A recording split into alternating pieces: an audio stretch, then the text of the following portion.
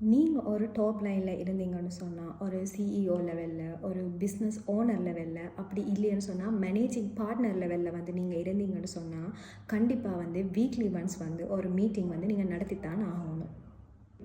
இந்த மீட்டிங் வந்து எதுக்குன்னு சொன்னால் வந்து லாஸ்ட் வீக்கில் வந்து என்னென்ன நடந்துச்சு, என்னென்ன அப்டேட்ஸ் வந்து உங்களோட கம்பெனியில் வந்து லாஸ்ட் வீக் அப்டேட்ஸ், லாஸ்ட் வீக்கில் வந்து என்னென்ன ரெகக்னிஷன்ஸ் இருக்குது, என்னென்ன லேர்னிங்ஸ் இருக்குதுன்னு சொல்லி இதெல்லாமே வந்து நீங்கள் வந்து இந்த மீட்டிங்கில் வந்து ஷேர் பண்ணணும். ஸோ அடுத்தது வந்து என்னென்ன இஷ்யூஸ் இருக்குன்னு சொல்லி பார்க்கணும். இஷ்யூஸை வந்து எப்போவுமே வந்து நாங்கள் அட்ரஸ் பண்ணணும். இஷ்யூஸை வந்து நாங்கள் அட்ரஸ் பண்ணாமல் விட்டால் சின்ன இஷ்யூஸ் கூட வந்து பெருசாக மாறத்துக்கான வாய்ப்புகள் வந்து இருக்குது. ஸோ நிப்பிட் இந்த பட்டுன்னு சொல்லுவாங்க, எப்போவுமே வந்து முளையிலேயே வந்து கிள்ளி விடணும்னு சொல்லி. ஸோ சின்ன இஷ்யூஸை வந்து அதை ஐடென்டிஃபை பண்ணி அதுக்கான சொல்யூஷனை வந்து நீங்கள் கொடுக்கலாம். அப்படி இல்லைன்னு சொன்னால் வந்து உங்களோட டீம்கிட்ட வந்து நீங்கள் அதுக்கான சொல்யூஷனை கேட்கலாம். Your team can give you solution. அடுத்தது வந்து நீங்கள் ஆப்பர்ச்சுனிட்டிஸ் பற்றி வந்து பேசலாம்.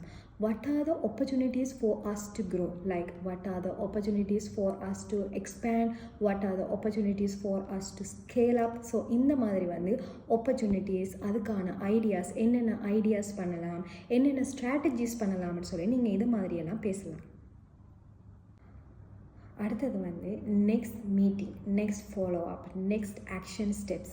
நெக்ஸ்ட் மீட்டிங் வர்றதுக்குள்ளே வந்து உங்களோட வந்து ஆக்ஷன் ஸ்டெப்ஸ் என்ன, அட்லீஸ்ட் வந்து 3 மேஜரான வந்து ஆக்ஷன் ஸ்டெப்ஸ் வந்து நீங்கள் வந்து செய்திருக்கணும்.